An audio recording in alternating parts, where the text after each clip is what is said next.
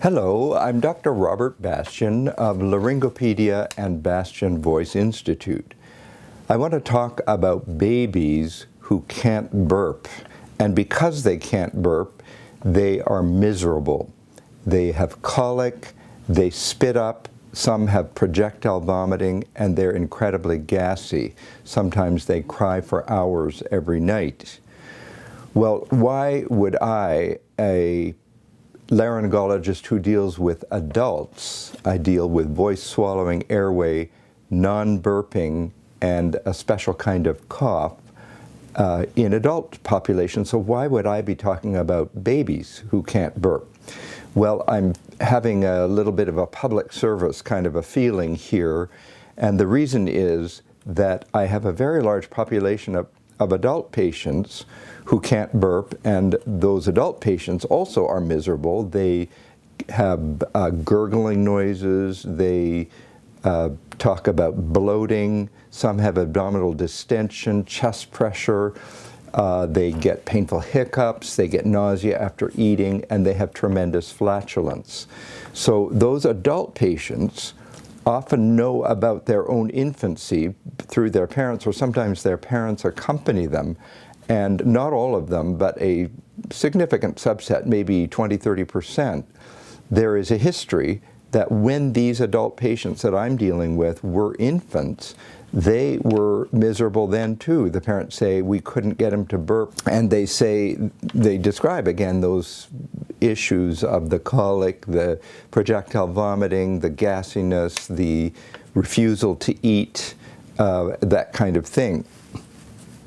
And so my thought is that maybe there are parents out there in the world who are dealing with babies right now who aren't burping and having all of these kinds of symptoms, and just to hear this simple description might give them a direction that they can pursue with their pediatricians. Well, what do parents describe, parents with these babies who can't burp? I'm being a little repetitive, but they'll say things like, one mother said, my son burped normally for about 2 weeks and then stopped burping, and then she said, I've never seen a baby as gassy as he became. Another set of parents sitting with their teenage daughter, who was seeing me because of her adult troubles, inability to burp. The father said to me, Doctor, this is our third child. She is our third child. If she had been our first child, she would have been our only child, signifying how extraordinarily distressing it was to deal with this baby who couldn't burp.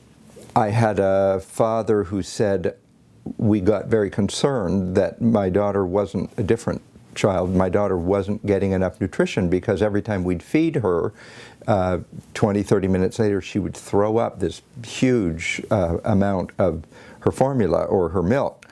And so he said we took to measuring carefully what she ate. I suppose they used a bottle and measured carefully, and then he said we would wait with a cup or a bowl and try to catch what she then threw up, and then we'd measure the difference to see was she keeping anything or was she throwing up everything. Well, you can imagine how stressful that would be for parents. What would I do if I were you and a parent of a little baby who can't burp and is having all of this other GI distress? Well, I might go to the internet, type into your browser 2 words, Bastian Belch. Up comes an article, my original article, describing in detail this discovery. This is a discovery about retrograde cricopharyngeus dysfunction, a disorder of the upper esophageal sphincter. It's like a gate right here that won't let go. It lets go fine in the anterior direction, so when babies swallow and adults swallow, the sphincter lets go and then it clamps shut on the back side, but it won't let go in the reverse direction, and therein is the problem. So it's a retrograde reverse direction cricopharyngeus muscle, that's the name of the sphincter here, dysfunction. So go to your browser, type in Bastian Belch, And that'll bring up my original article on 51 patients where I proposed the discovery and fully described the scenario in adults. So get to understand it in adults and then kind of extrapolate backwards to your infant. Then I might take that article into your pediatrician and say, is this a potential explanation for why our child is in such terrible distress? Now, you will read in that article that the solution in adults is to place a small amount of Botox into that sphincter muscle, and it's remarkably helpful. It basically resolves this terrible problem in adults. A very high level of success. So you think, as I do, how horrifying to think of putting Botox into that sphincter in a tiny baby. Well, it's horrifying at first thought, but hold over against that sort of horrifying feeling the parent who is kind of on the ledge and they're just beside themselves with this tiny baby. If you put those two things together, and my prediction is that someday, somewhere, there will be a pediatric otolaryngologist who will, with much input from pediatricians and parents and all sorts of preparation and all kinds of thought and all kinds of monitoring. There would be a lot of monitoring afterwards, but there's somewhere, somebody is going to do this because of the terrible distress. It's hard to exaggerate the extreme distress both baby and parents can be in with this sort of disorder.